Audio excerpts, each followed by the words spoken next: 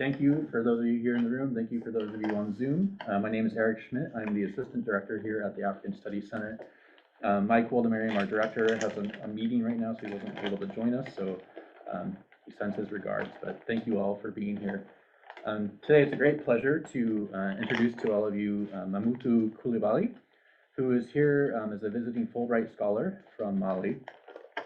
In 2014, he earned his PhD degree in linguistics, applied to translation at the University of Education in Winneba, Ghana. And prior to this date, he was an assistant lecturer at the Université des Lettres et des Sciences Humaines de Bamako in Mali in the Department of English Language. The same year, he was appointed assistant professor for the master's degree program in translation studies created in 2013. His teaching activities are at undergraduate and graduate level. And at the graduate level, he teaches translation history and theories, research methodologies, and translation studies. His academic interests lie in translation studies with a thrust on researching formulaic language across French, English, and Russian. And he was just telling me the other day, in fact, that he spent some time in Ukraine. So it's an interesting time to have him here with us. His research program here at Boston University places particular emphasis on translation theory and practice in global context. The project looks beyond interdisciplinarity, characterizing translation studies, to take a closer look at globalization as it has affected how translation is culturally perceived and how it's practiced today. Professor Coulibaly, thank you so much for joining us. We're going to have him share his presentation, and then during the Q&A, I'll be able to call on you. You can use the raise hand feature, or if you're in the room, I'll call on you as well. Good afternoon, everyone. Nice to see you here. Today, I would like to deliver a lecture that I call a speech at the same time. And the title is Translating Language and Culture. I could have another title for the same topic. We could say, Why Translation Matters.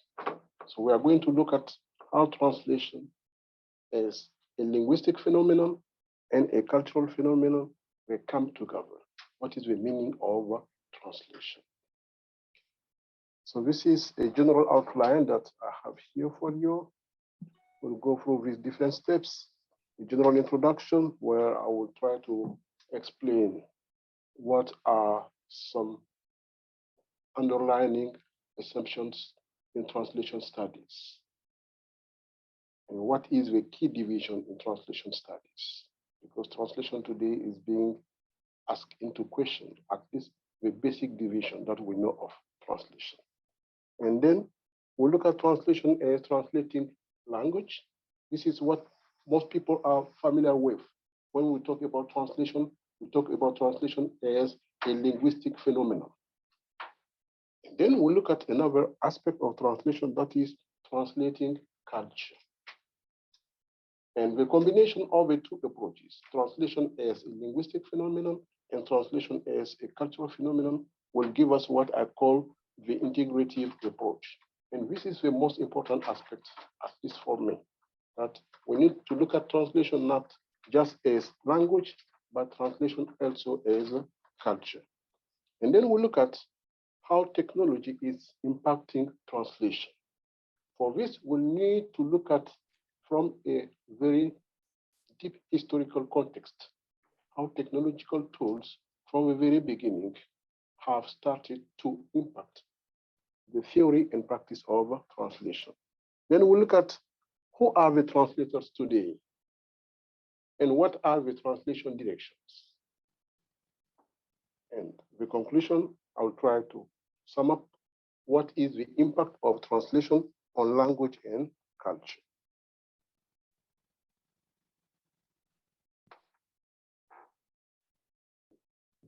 So when we look at the importance of translation across time and historical periods, we will see that translation has been very instrumental in, first, communication between people speaking different languages.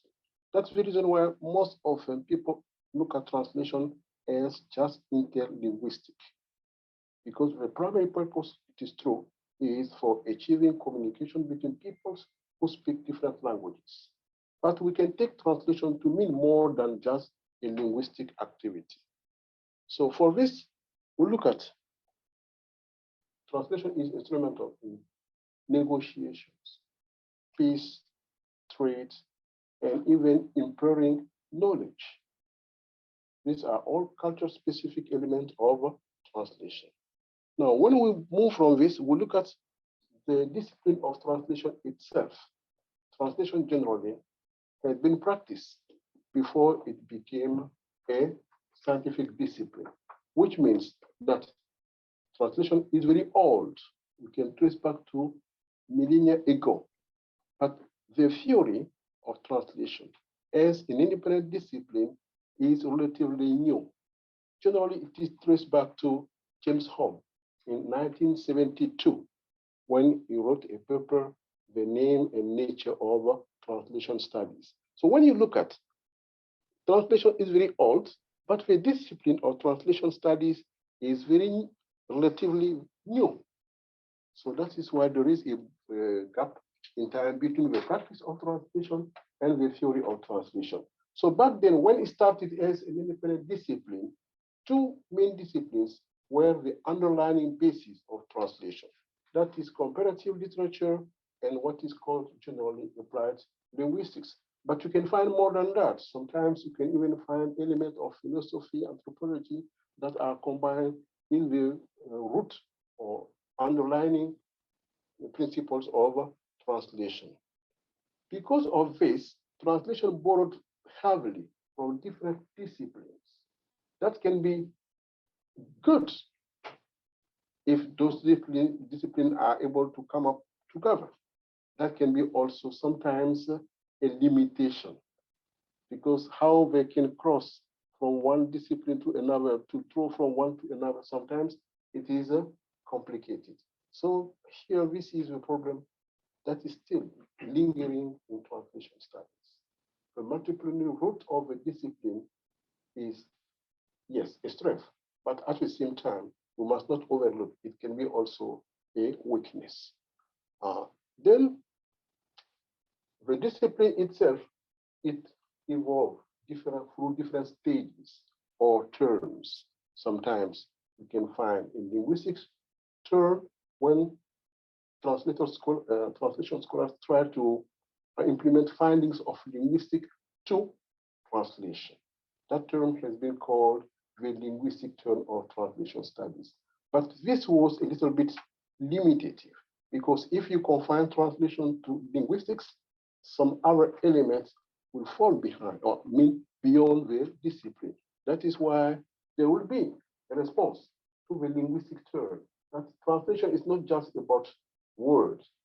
It means you need to make a culture intelligible.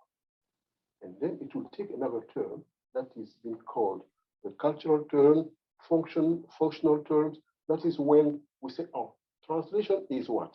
We have a source text. You recreate or you get a derived text. You don't have to rely heavily on the source text. What is important for you is the function of the translation that you are trying to carry out. Then the source text may be just for a kind of pretext for you to deliver another message. And then we have different sociological terms when we have to look at translation as embedded in society. This is where you will see different ideological terms. So it means that translation is not neutral. The decision to translate or not to translate and how to translate is heavily political. It can be economical, but it's never neutral. So you may say that, oh, sometimes people say translation is invisible, translators are invisible. That's just a statement, but generally translation is never neutral. When you look at the last two elements I have emphasized here, the post-colonial term. The post-colonial term is very significant. This is when former colonies from France, from England, will get into translation with their own theoretical frameworks. That was different from the dominant Western thinking on translation. We'll see that in much more detail. And the last turn is the digital turn, when now technological tools such as machine translation are heavily impacting the practice and theory of translation. When we look at very briefly the theory of translation, there is a classical division of translation. This division had been proposed by Roman Jakobson in 1958. Jakobson is a Russian-American linguist. He published extensively in many languages. So he proposed a division of translation. This is the division here. He said the first is translation, intralingual translation. This is rewarding. It means you as a translator, it can be spoken translation or written translation. You don't move from a source language to a target language. The activity is carried out within the same language. It means, okay, I say something, I see that my listener does not understand, so I repeat for the sake of clarification, to make myself clear. So I repeat in the same language so that the people or my listener can understand. The second is interlingual, that we call translation proper. Generally, this is the kind of translation that people think about when we talk about translation between at least two different languages. And the third is intersemiotic. This is the translation between signs, because for Jakobson, language is a system of signs. But this aspect is very important because when you look at signs, it can be anything. It can be a written word, it can be a spoken word, it can be image. So to give you just an explanation of this, if you have a novel written in, let's say, French, from my home country, a filmmaker can decide to adapt this into a film. So a novel that is a written word will be translated into a film with sound and image. So you can see here, the lines will be blurring. So we move from a written word to spoken word, image, and sound altogether. This is the more complex aspect of translation. And now, because of the digital turn, this is the aspect that is gaining more importance, because now people will just take written documents and make into audio visual and many other things. So that is why this aspect, the last one, intersemiotic translation, is gaining more importance. Now, when we look at now the concept of translating language, in Western history of translation, the founding father of the theory, at least, who could spell out very clearly some key divisions in translation, this is Cicero, who was a Roman statesman at the same time. So he is credited for having put forward the division between literal translation and interpreting. So how do we translate? Do we translate word for word, or do we translate sense for sense? And this dichotomy is still with us. We don't know exactly how do we translate. Do we stick to the source text, or do we translate in a way that the language will be idiomatic and fluent? So this division can be traced back to Cicero. But there is a big omission here. When Cicero and the Romans, they decided to translate, they had a good reason for that, to enrich Latin from Greek, because Latin, compared to Greek at the time, was not well developed. It was not rich enough. So they would take text from Greek and translate into Latin. For this, they would borrow a lot, word, even grammatical structures. The stated purpose was to enrich Latin. They were very clear about this. And more than that, the translation that they performed, it was a written text, but they will read it loud. So from the written word, they will move to oratory performance. So there is here a combination of the two aspects of translation. The text that is written will be read loud in front of people as part of oratory. That is one reason why when people focus their attention on the division or translation by Cicero as literal translation and oral translation, and leave out the aspect of oral performance, that's something that we must not overlook. The text that they translated every time would be read and performed at the same time. Now, when we translate, we don't try to enrich the target language. So this is no more a basic reason for us or a primary reason for engaging in translation. But still, even if we don't say clearly we are translating in order to enrich the target language, still enriching, gaining something from the source text to the target text is part of translation practice. So this is why I focus our attention on some aspect of borrowing. So when you borrow, generally, you take any source text and a target text. You move between your two languages.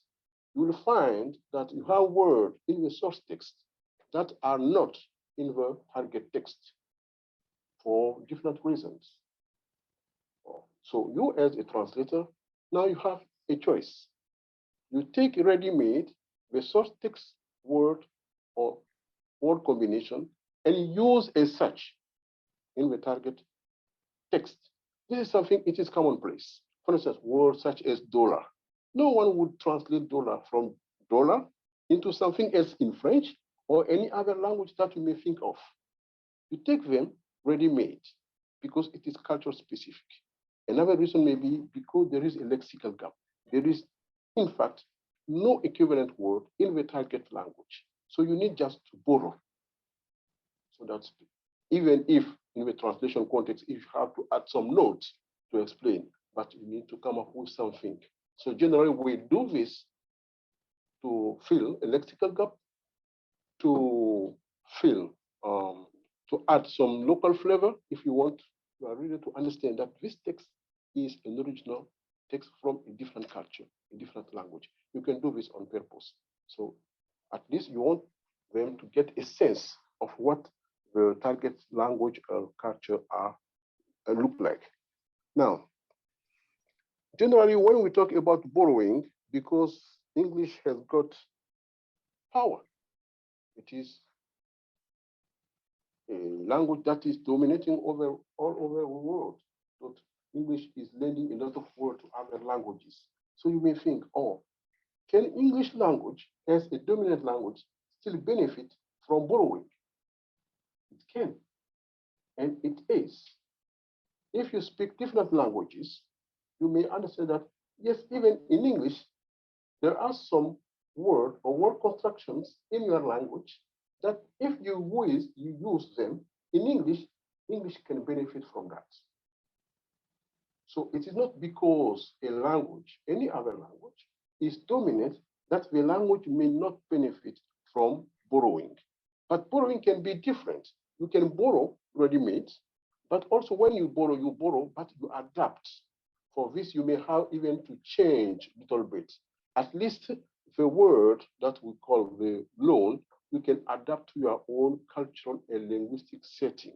Then we call this domestication. From a foreign element, it becomes part of your language and culture. So this is true also for English.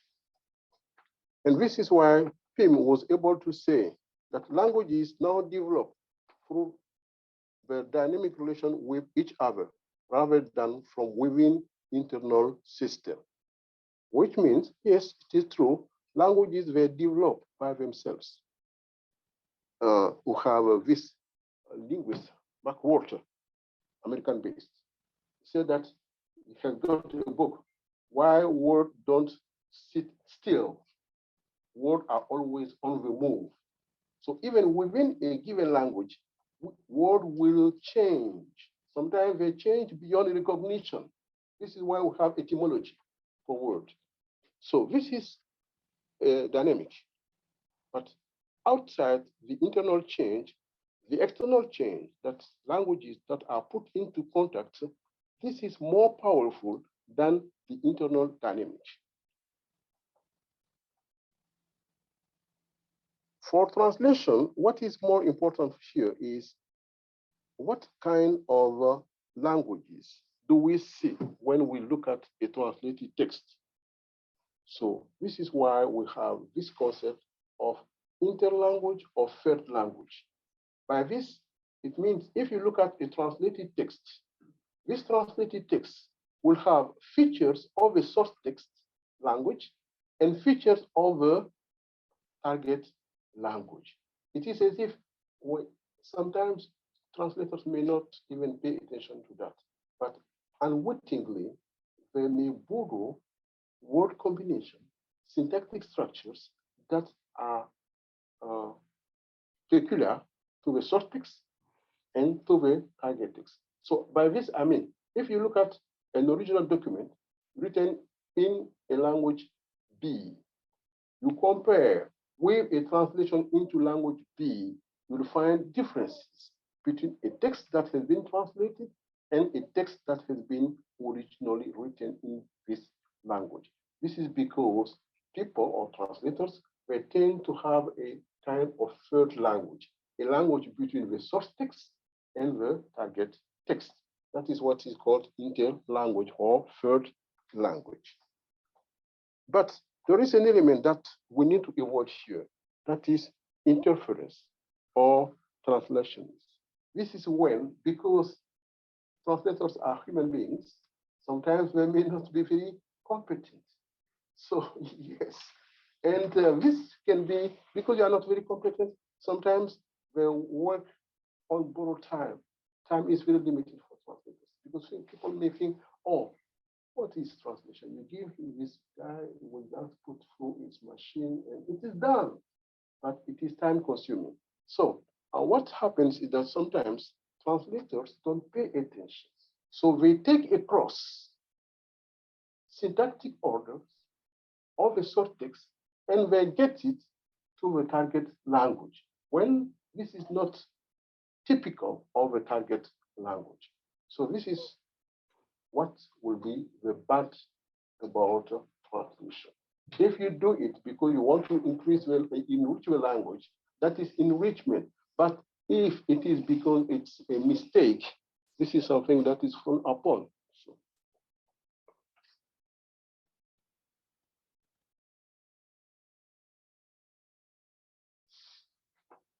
Now, as I said from the very beginning, my focus will be to look at translation not just as a linguistic phenomenon, but as a cultural phenomenon as well.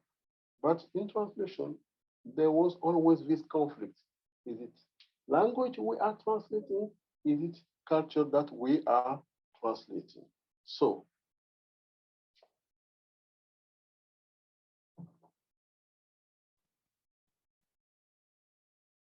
when we translate a text that is written in a language. But as you can see here, there is this metaphor given by Susan Bassett that the translator is like a surgeon. And the text is the body.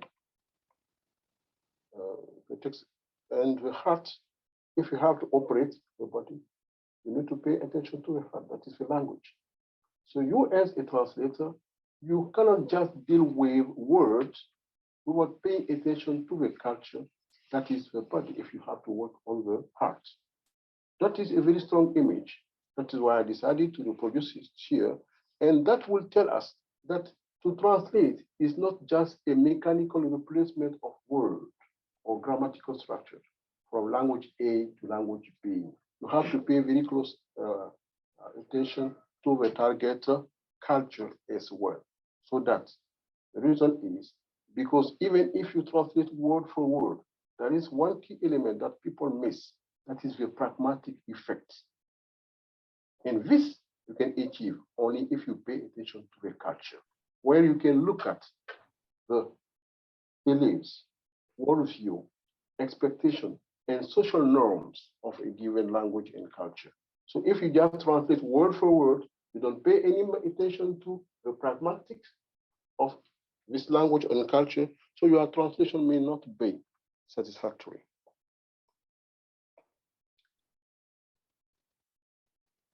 So when we look at translation, yes, we say it is predominantly a linguistic activity.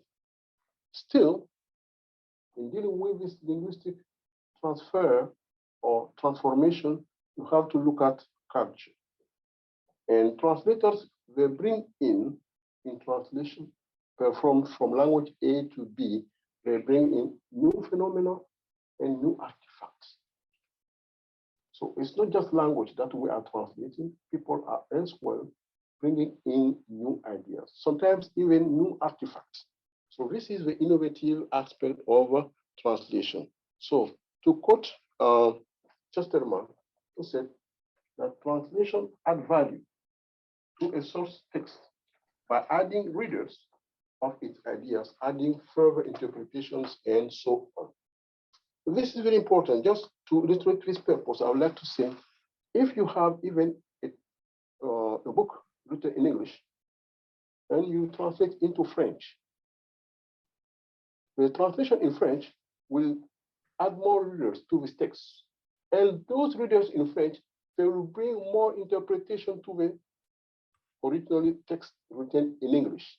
And even their interpretation of the translation will come back to the language where the text has been originally written in.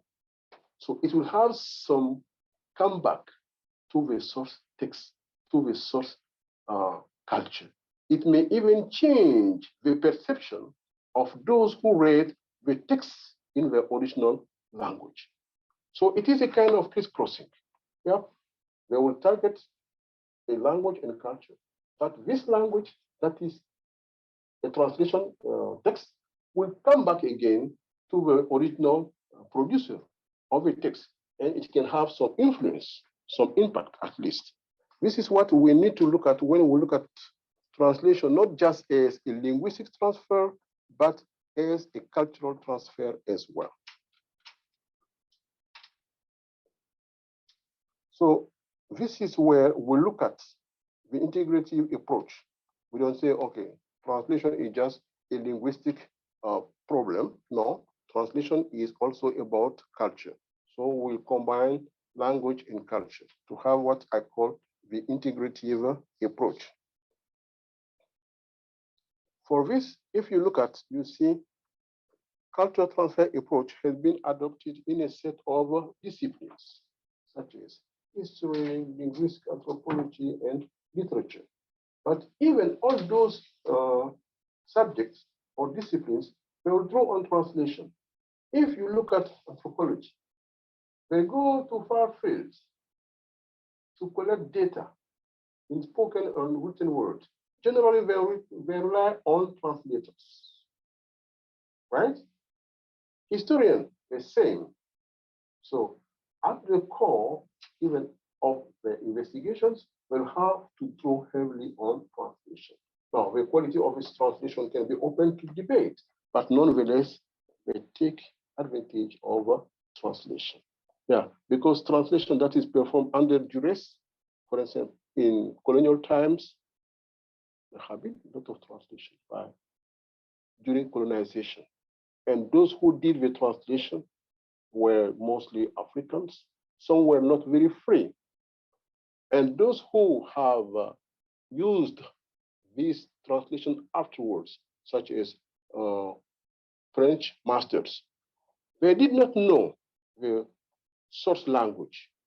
They had just to rely on what the interpreter or translator said. And this person was not free. He may have distorted, or maybe his understanding of the fact were not accurate. So there are many problems here. But nonetheless, the point I'm trying to make is that all those subjects drew heavily on translation for their investigation.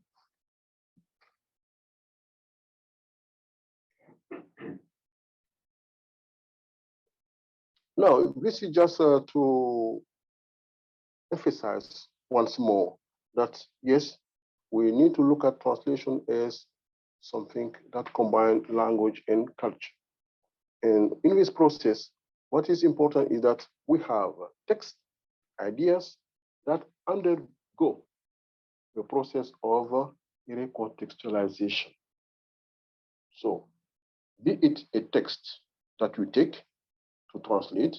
So the original language is, let's say, English. It has been written at the time for a specific purpose in a specific language and culture setting. So if I take this text, I translate into French for another period and another culture. So it means that the context in which the text has been originally written has changed. So how do I make it so that those who are going to read my translation, can they be able to look back at the original context of the text, or I need to put this in context for them, even if for this, the purpose of the translation may change. So this is what happens when you move from one historical period, a culture and language setting, you move to another language and cultural setting, then you change the context. That has got some advantages, it can have also some disadvantages. This is true for text that we translate. It is also true for artifacts. For instance, to give an example for artifact, that may look like something that's difficult to understand. But you look at something like pizza in America, right? Originally, it came from Italy, right? Italian migrants brought to America. But it was not that popular in Italy.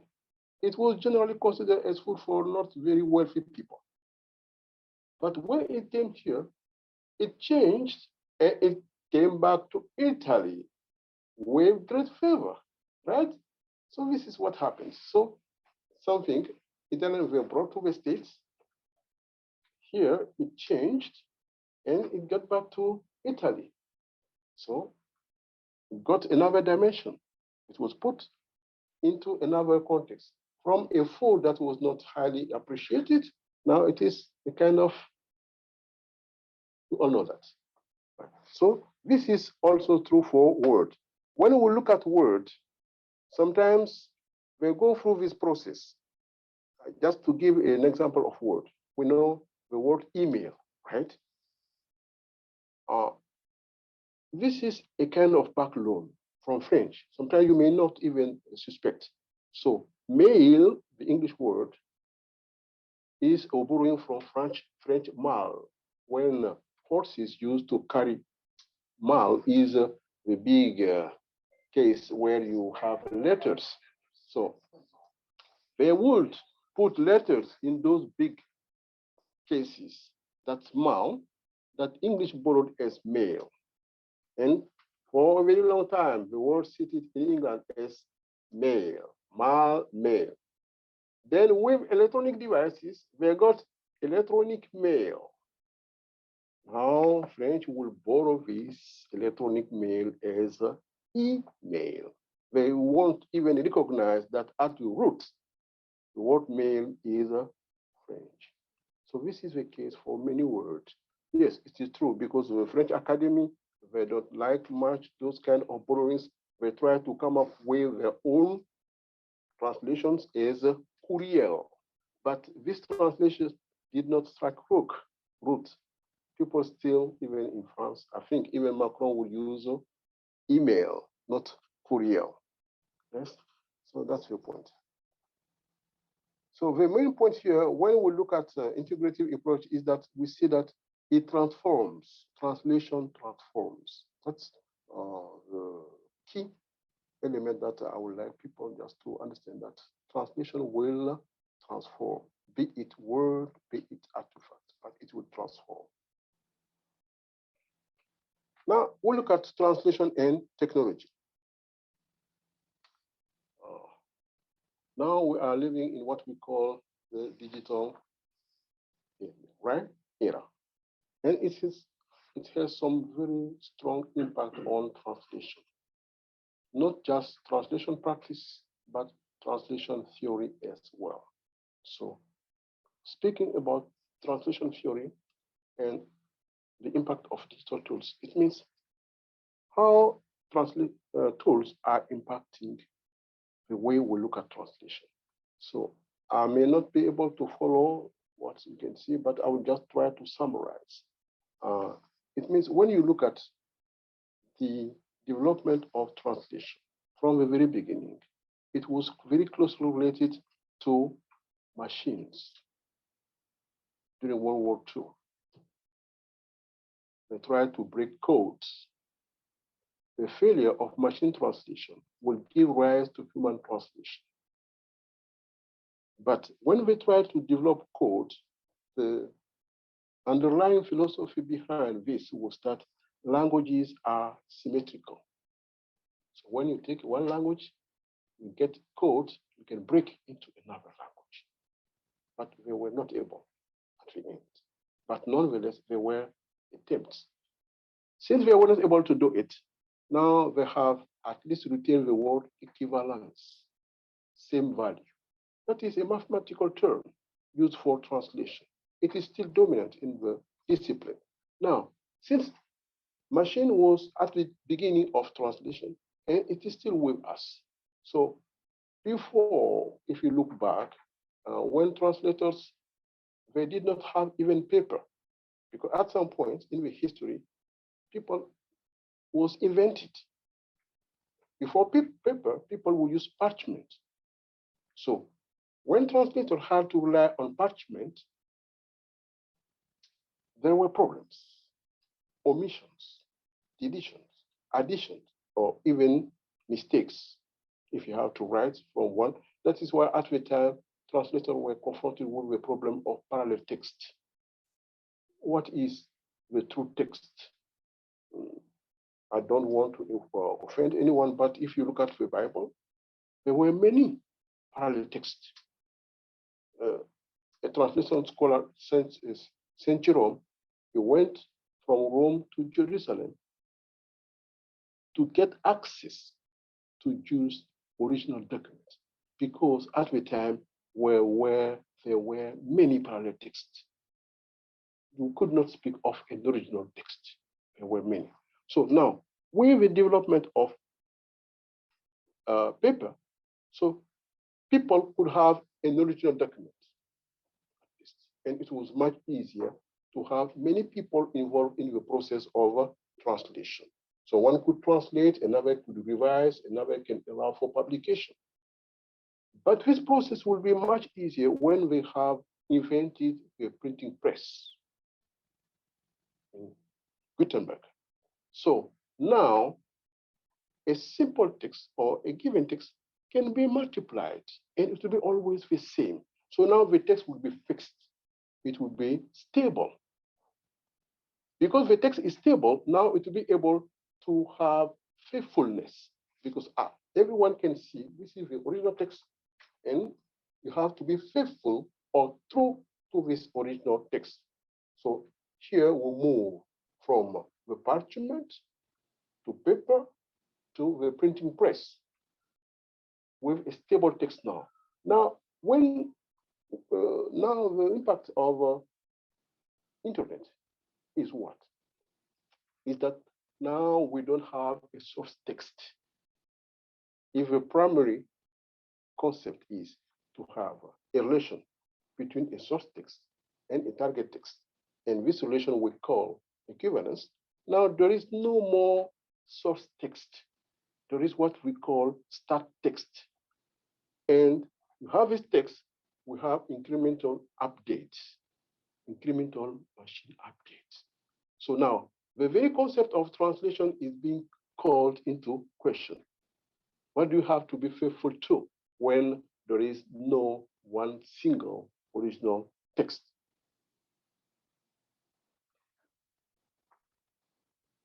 Yep.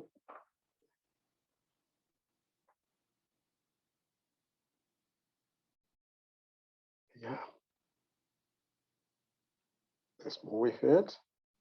And we look at another aspect, because I still have 30 minutes. Okay. In global context now, we have two big changes to keep in mind. One is the technological change. Another is how we look at translation in global context.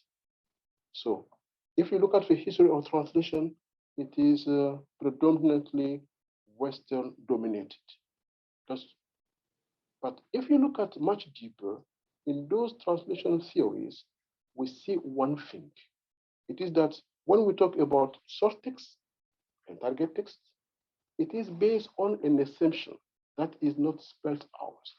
It means a monolithic language and culture, which means that you take a source text in English and you translate into French for a nation that is monolithic and monolingual. But this is no longer true. You go to the same country, they have different culture or subcultures and different languages. So this is why people, translation scholars said, oh, now we need to enlarge the scope of translation studies to move beyond the narrow concept of translation between a monolithic or a monolingual nation or state. So this is why you look at many translation scholars, they draw from their background mostly. Many of them are migrants or live in different countries, many for the most part. So they say people first they translate before they try to theorize translation. And in practice, what you see is that in many languages, we have more than one language that people speak. You may say, okay, this is my dominant language. Still, you may have more than 3 languages that you can speak fluently. So this is why they say, okay, we need to move beyond this restricted aspect or view of translation as something having to do with moving from one language to another, one culture to another.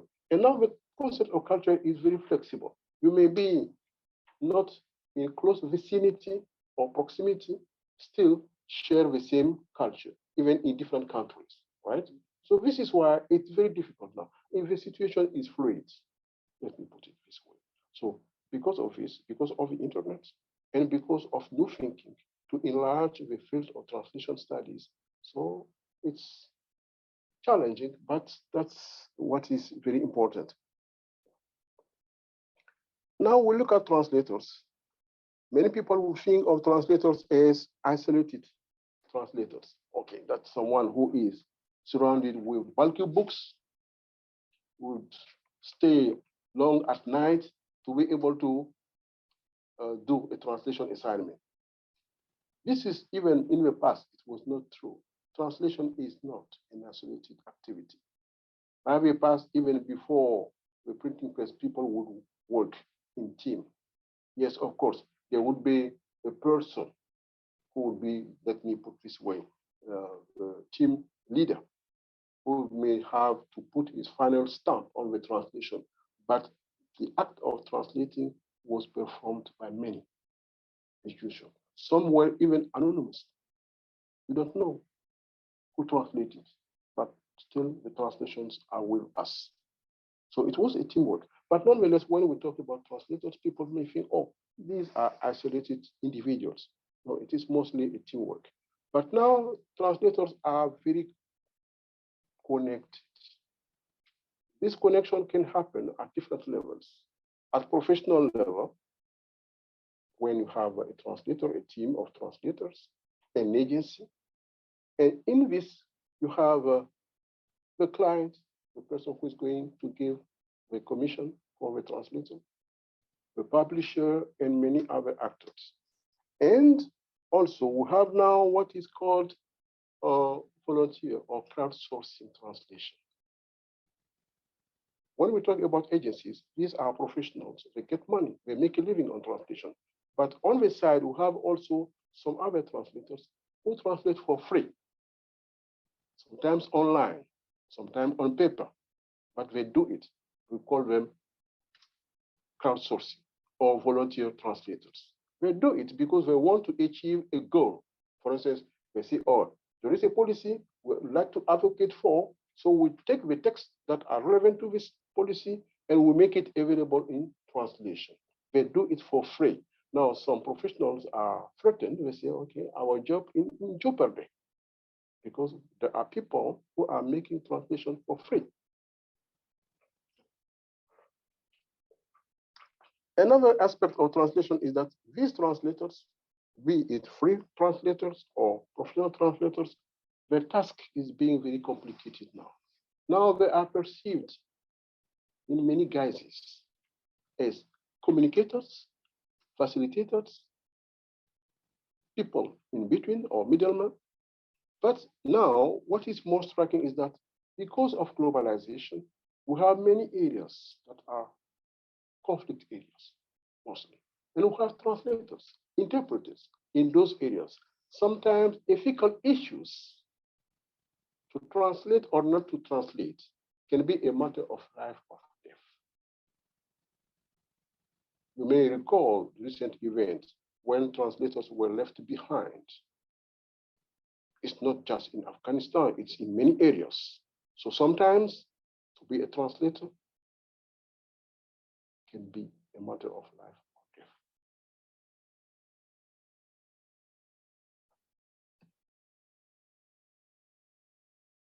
Now, with globalization in mind, another aspect of translation is translation direction. How do we translate? There is a traditional axiom in translation studies that you, as a professional translator, you need to translate from a second language or a foreign language into your first language so that you can ensure good quality translation. Many scholars advocate this kind of view.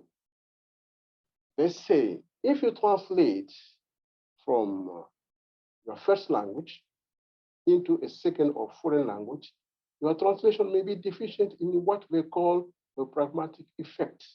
You may not be able to deal very well with the meaning construction. Here, I would like to emphasize that generally, when you look at translation difficulties, they can be broken down into three categories: lexis, grammar, and pragmatics. So when those who would say you need to translate into your first language because that is something we may understand because your command of this, your first language, of course, is very high, very good. Now, but they say if you don't translate into your first language, you take from your first language into a second or third and so on. This translation that you are likely to produce may not be satisfactory because you cannot reproduce the pragmatic effect. And pragmatics here means meaning construction. So if you look at translation difficulties, it's word, the lexis, word order, but most importantly, the message. You can have the word order in place, good grammar, but still the message that you try to convey through your translation may not be acceptable to the target readership because the pragmatic element is missing.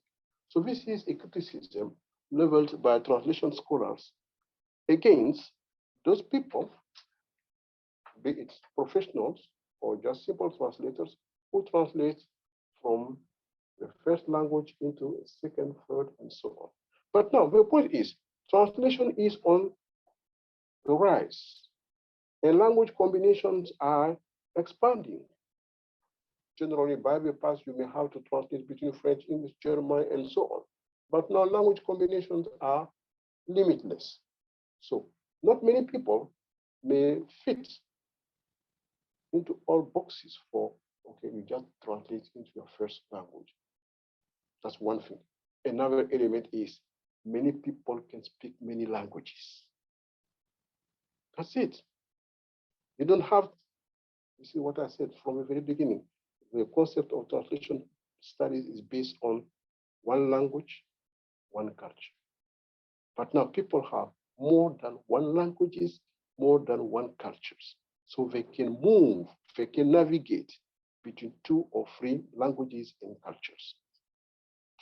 So this is why some scholars said, okay, this view of translating from a second foreign language into your first language is no more relevant. There is no more one single nation, no more one single language. So people can move freely. And translation is in high demand. So this is why. But who is a translation scholar, said very good about this. He said, when we try to judge the translation performed by those people who translate not from the first language, but from a second or third, the yardstick to measure the quality of a translation is through the eyes of a native speaker of a language, be it English or French. But what this kind of translation is trying to achieve is to achieve communication. In conclusion, I would like to paraphrase Pim, who said that languages had languages in mind, that languages there is no evidence suggesting that languages die because of borrowing. This is what he said. Now, I've taken this statement to expand to language and culture, to say that there is no evidence suggesting that languages and culture may die because of transfers. But if languages and cultures receive no transfers, they are likely to die. So it means, again, through translation, language will benefit, culture as well. This is my final word. Thank you for listening. Thank you, Mamoutou. That was great to learn more. I've been familiar with translation studies as an ethnomusicologist coming from the anthropology angle, so it's great to hear background on the field because I hadn't heard it sort of from a linguistic perspective. But I'm going to turn it over now to anyone with questions. I see Jim McCann has his hand up, so go ahead, Jim. Thank you. I hope you can hear me. Mamoutou, thank you very much. That was extremely valuable. I'm thinking of the room you're in where often we teach African languages and language in general. And for our students to get this sense of how they're learning language and the meaning of language in translation is really important, critical. There's one dimension that you left out that fits very well, I think, and I want to ask you about humor. One of the ways we have of showing engagement in cultural literacy is the ability to make a joke. And I'm thinking of examples where I was able to make a joke that worked. And suddenly you feel like you have involvement. And even if you're doing that in another language, and even if you're doing that in English, but if I'm doing it in a language I have some knowledge about, it really allows you to have much freer access to that person understanding you. So I wonder if you could tell us about humor in language as a key indicator of translatable text. Thank you for this question, James. That's a very good question. Translating humor is very difficult. But this is what has to do with what I call the dramatic effects. Because in order to understand humor, you need to fall back on the cultural background. It's not just the word, but in here you may understand some implication, some allusion, some reference to shared values. So it's very difficult for translators. Generally, if you fail to reproduce humor in a specific place in translation, you may have to compensate where you may think it may be more appropriate. But yes, James, you are right. Translating humor is very difficult. Sometimes when it is in interpreting, in book, generally what we do, we just omit. It means, so if someone is making a joke, and you find that it is very tricky to interpret because you have limited time and the effect may not be the same, you just let the person speak, and when you finish it, you say, the speaker was making a joke, let's clap, because you could not make it. It's very difficult. So when it is written text, you may have time to be able to come up with something that can be close to a joke or humor. But I agree, it's very difficult. And it is something we need to work on. Zoli, and then I see Tim after that. Okay, thank you. First, let me apologize for having gone onto Zoom whilst I'm here. I was curious of that chat. I wanted to know what are those people saying, and then I disturbed you in the process. Thank you so much for a very informative and great presentation. I was taken aback when you talked about the cross-cultural and cross-linguistic kind of translation. I realized from the beginning you were talking about Latin being enriched by translation from Greek. And I immediately thought about a book that I've prescribed for my current ISXXOSA, advanced ISXXOSA students to check out if they want The Wrath of the Ancestors, which is by A.C. Jordan, Ingqumbo Yeminyanya in ISXXOSA. And I'm wondering, you as a translation scholar, when a lot of the cultural richness gets eroded by translation, what can one do? I mean, what do you say, you guys, to that? What can be done to go around that? Because whilst both these books are there in this language and that language, not all that should be said is said. And my second one, so that I don't open my mouth again, has to do with what you said about volunteer free translators, or also called crowdsourcing and all of that. I have a friend who I invited very late. You probably saw the last person to come in, because as I was listening, I was like, we were talking about translation issues not today, actually, which bring a problem, because with all this free stuff going on there, there is a lot of watered down, if not inaccurate translation, and you have to back translate sometimes for some companies and whatever. Even in written text that we need to use to teach, sometimes there is a lot of error. What do you have to help us with in that as a translation scholar? Very good. Thank you for your questions. I'll start from the very last question. You see, when we talk about free translators who do it not to make a living, and as opposed to professional translators, the field is very widely open now. So it means through internet, people can get access to document they translate for free. Some may even not take much money. But the downside is the quality of translation is no more high. Because again, clients also are not ready to pay much money. So you have to pay for the quality of the work. But people would say, okay, I can do it, or it can be free translators. So if you want to achieve or get good translation, you need to go through an agency. Then at least there is a kind of accountability or responsibility for the quality of the translation. That's very important. That's very important. Even if there are mistakes, you can come back to them and ask them to correct. But if these are free translators, that's, you see, that's a big problem. Now, how to deal with cultural specific element that can get lost in translation? That is a big problem. But practically, what I would say is that if this is possible to have the two texts juxtaposed in the book, if it's not just a big book, if you just want to give a gist of a source text in English or in Zulu, for instance, for your readers, you can do the translation and you put the source text for people to be able to see. And by the way, this is what was done in the Roman times, when I said that they did not translate for translation's sake. The stated purpose of them was to enrich Latin from Greek. But the translation that was performed at the time, there were not many people who could read, but all the aristocracy was able to read Greek and Latin. So they were able to look at the source text and vis-a-vis the translation.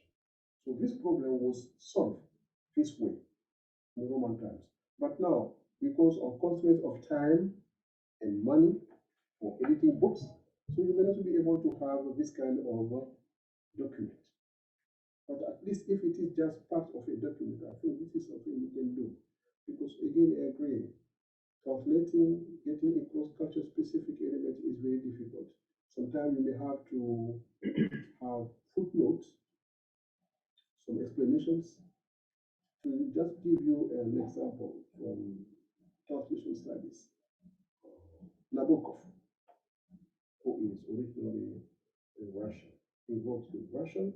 When he moved to the United States, he worked a lot extensively in English as well. Then we have this famous Russian poet, Pushkin. He's got a novel in prose, in verses, Yevgeny Onegin. So no one dared to translate this text from Russian into another language because it was very difficult. But Nabokov started. He did it. But what is important is that his translation, he did a literal translation with annotations. The annotations are bigger than the text itself. Because you see, he tried to convey every element of Russian culture outside the text itself. But this annotation is a compilation, is bigger than the text itself, which makes it not interesting for people. You have to move from one book to another. You have to try to juggle here. Did I answer your questions? Yes, thank you. Thank you. Tim, go ahead. Well, thank you very much for this fascinating exposition. I was struck by the colonial power issue and the translation, problems of translation in colonial circumstance, and particularly the way Jim phrased it about this question of humor, because humor was an enormous aspect of the colonial encounter, mostly people making jokes about one another, across cultural divides. But the translation of the jokes had real problems because it also indicated the power relationship that was problematic. Now, there was one very interesting teacher in the French colonial system who was head of the École William Ponty in Dakar for years and years. Charles Bayard was his name. And he used to require the students, who were all fils de chef of one kind or another, they were brought from all over the French West African area, to reside on Gorée. They didn't even live in Dakar. They had to live in Gorée, and they were confined there as a kind of, well, you could call them hostages in a way. They were influential people from a variety of cultures brought together by Charles Bayard, who then required of them to write a cahier, as he called it. And they were called the Cahiers de William Ponty. They were the senior thesis for each one of these gentlemen graduating. And in that, he encouraged the participants, the students, to put forward a humorous play within their own traditions. And in that, he got them to exchange their different sense of humor across different cultural divides and their parody of the French. This was really very powerful technique, and if you ever get hold of them, maybe you've seen them at IFON, because they were preserved at IFON for a while when it was a kind of archive. The Cahiers William Ponty are a rich source of, in a sense, case studies of translation problems. But translation problems not just in terms of word per word, as you pointed out, but culture for culture. And I would think that you'd have a lot of fun exposing, in a sense, what was going on between, the fils de chef from Bamako and Houphouët-Boigny was one of the graduates. In fact, the graduates of these different promotions at the École William Ponty became heads of state in several French-speaking colonies, and then became presidents of various countries.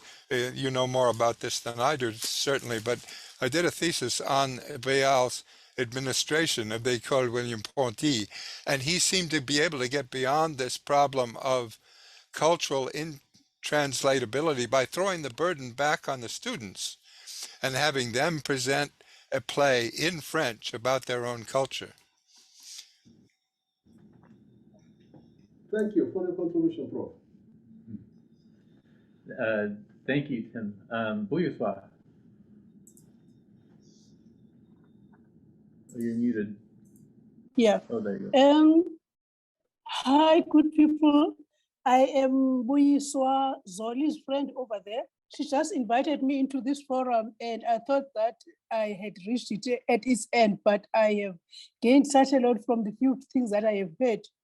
But I want to ask a slightly different question from the context of problems of translation. It's probably a problem for me, because I always want to know if a person writes a book, say in English in the South African context, and then they ask this isiXhosa speaking person to translate the book, the whole book for them. And so it becomes an isiXhosa written book, but the person remains the author. So what about the authorship rights of the translator? Because in my understanding, the translator has put in a lot of intellectual property there. She should be, or he should be listed as one of the authors of the book, but it doesn't happen.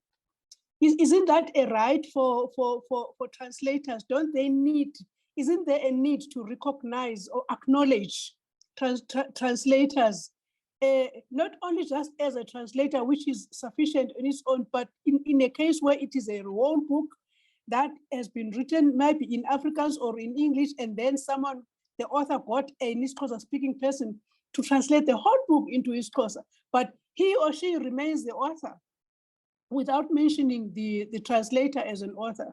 Is that right? Thank you, Nini, for a good question. This is a great question.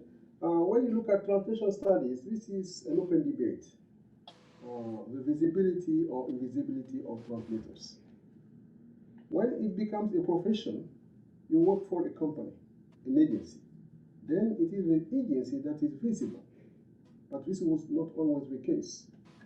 Translators were anonymous. Even if you have to look at how translation is perceived in academia, it is not ranked very high. So if I translate a book from A to Z, an article, this book can be 200 pages, good work. But if there is a scientific paper, 15 pages, this will be more highly valued than a translation of 200 pages. So it is something that is very serious, because people don't look at translation as a scientific activity. But if we move to look at the ownership, yes, there is change now. Some people will write, even if it is a novel, they will say translated by, and the right of the translators are acknowledged. Not many do it, but still, sometimes even if you are a laureate as a novelist, the translator will be also honored. Because as William said, this is a translation scholar from Scotland. She had an open debate. People say, okay, we read your book, it was great. And she said, yes, you read my book in the word of.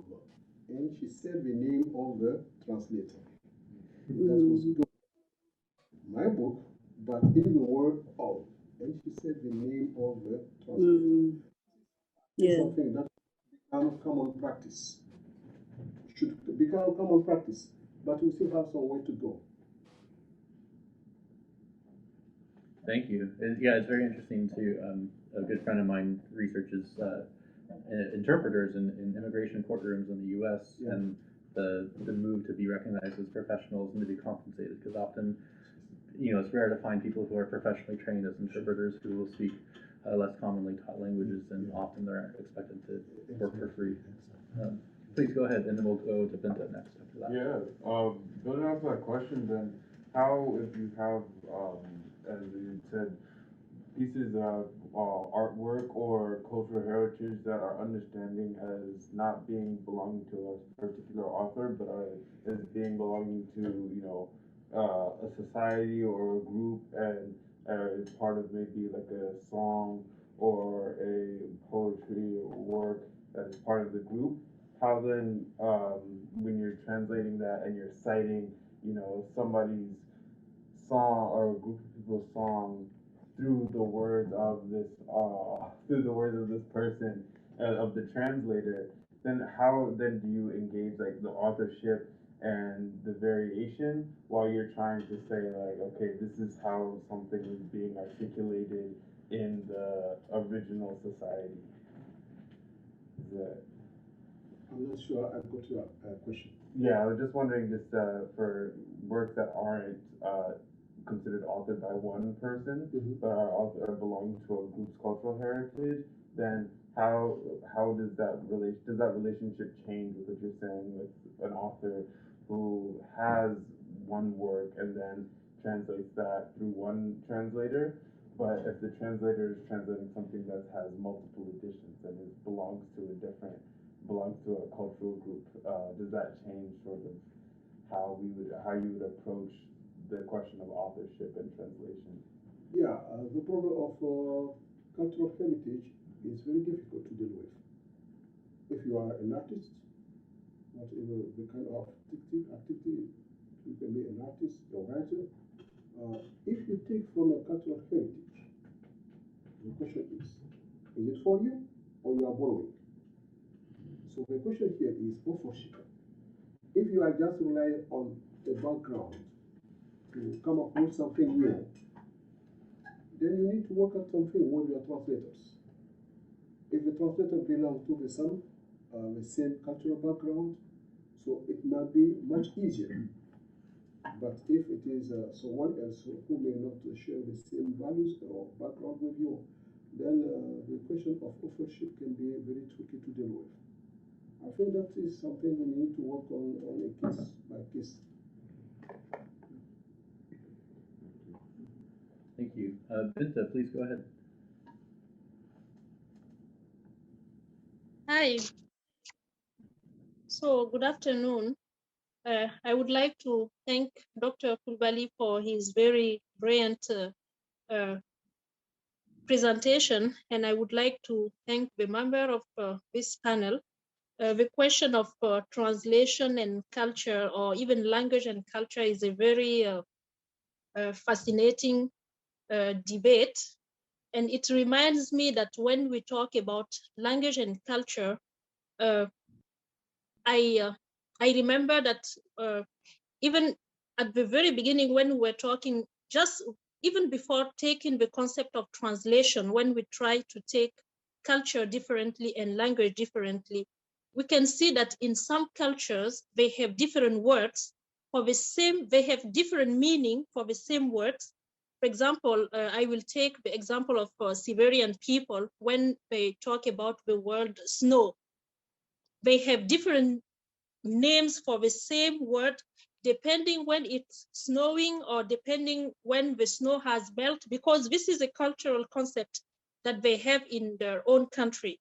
But if you take a country, for example, where it's not snowing at all, and somebody that does not know at all what is the snow, and you want to explain to him or to translate the word snow to him, how would you do that without borrowing?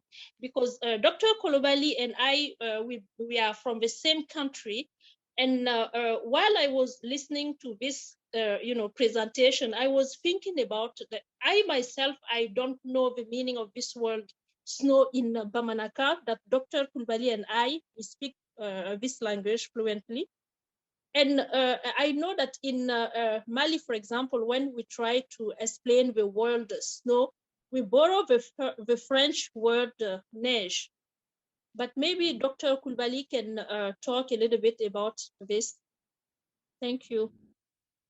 Thank you for your question, Vita.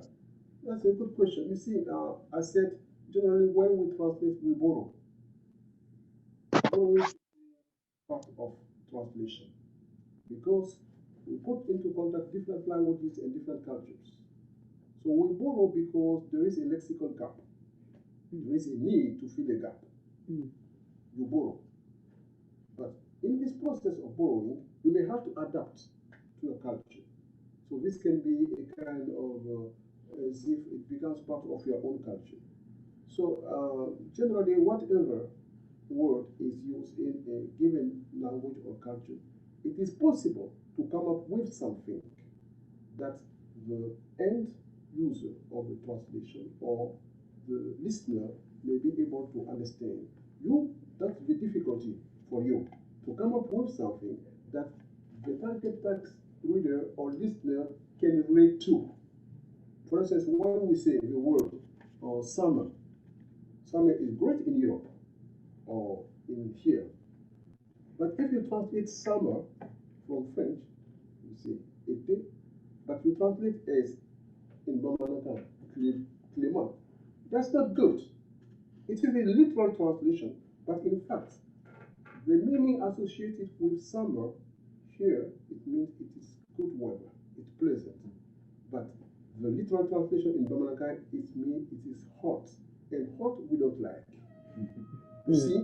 So this is something we need to navigate. You need to understand, as I said at some point, the pragmatic effect. What is the message? Because word, yes, don't take them at their face value. But what is the association, the connotations? If you were able to do that, then people will understand.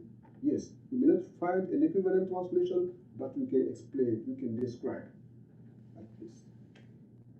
Yep. Thank you. Thank you. Nadia, please go ahead. Hello, everyone. I'm here, and for me, I had to watch this one, this particular Rodney, because it's talking about language and translation. I currently work at a place for which such things are a specialty. And of course, in my own work in North Africa, it is absolutely essential. I just wanted to make a quick comment. I'm very interested in this idea of how people decide to translate concepts and ideas that may not appear in their exact form in different places, especially different geographic places. And I was very happy to hear Mr. Coulibaly or Dr. Coulibaly mention this business about people finding something close to what they know.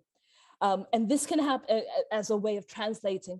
This is something that and it's something that I've noticed can happen within the same country.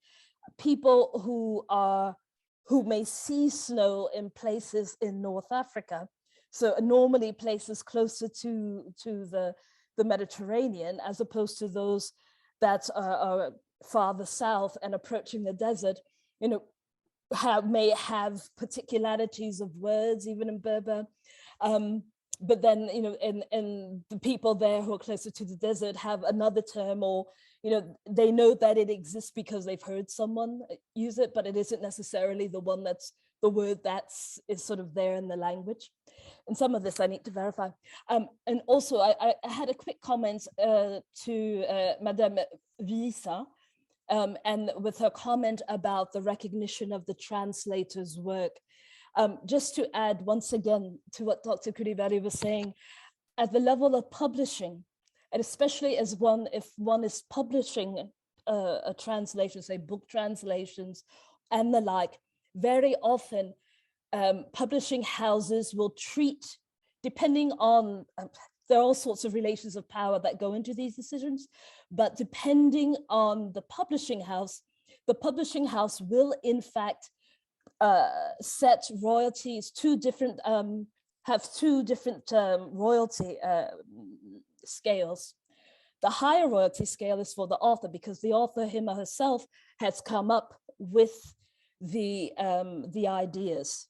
The author created the book. The translator, however, because of the efforts put in translating the work, has another scale, which as a percentage of profits is noticeably smaller than that of the author.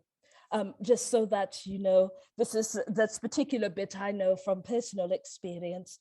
And as I continue to sort of go through my own work, of which again requires lots of translation and speaking in more than one language. These are the sorts of things that I know that I've been thinking about. With regard to all of that, in fact, how is the market for translation now? That would be the general question that I have for Dr. Coulibaly. Are you familiar with what the market is? That is, for someone looking to translate books or even short stories. How is it? How is it seen? What's the market like currently? Thank you for your question. Yeah. Currently, the market is very diverse. Mhm. It's really a mixed picture. Yeah. Because of the explosion of internet, technical tools, many people can do translation now. Yeah. I don't speak about the quality, but many people can do translation. Now, speaking about now the market, which means translation as a profession. Mhm. If this is the case, you have two choices. You can be a desktop translator to work for a company, or you can be a freelance translator. People will hire your services depending on occasions. The market is very tricky. Many people complain that they cannot make a living on translation. This is why many translation agencies now are called language service providers. Mm. They do more than translating to make a living. Yes. Okay. As I'm discovering more and more. Yeah. Okay. Good.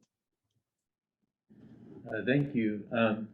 Just to add a quick, there was a comment here from Elsa who just had to leave, but just saying thank you so much, Dr. Coulibaly. This was a fascinating talk.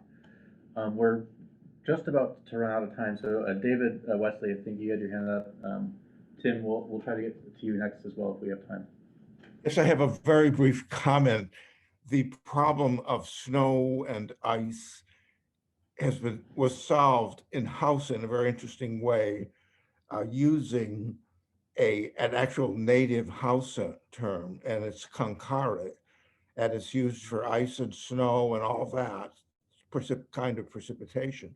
And what it actually refers to originally is hail, but it has all those kind of those other extended semantic range aspects to it, and it does so using a native term without reference to a borrowed term. So it's kind of useful that way. And I couldn't help but throw that in at the last minute. So that's all for me today. I haven't got anything more to add. Thank you, David. That reminds me of speaking with a former BBC Hausa journalist who was talking about the team coming up with how to say satellite in Hausa, and I can't remember what the Hausa phrase was, but the English translation was essentially a flying refrigerator, because that's what it looked like. Tim, please go ahead.